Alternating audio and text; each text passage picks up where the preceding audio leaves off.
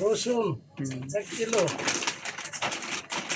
দারচিনি 1 কিলো, লাউ 3 কিলো, আলু 2 বস্তা, সবজি শাক 3 আটি, ঠিক আছে। তারপরে পেঁয়াজ 1 বস্তা, এর ভিতরে টমেটো আছে 2 কিলো, মরিচ আছে 1 কিলো, ঠিক আছে। তারপরে তেল ভেতরে,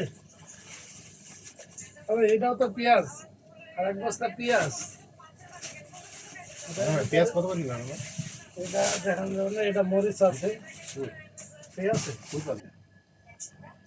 উপরে ঠিক দিয়েছি বস্তা।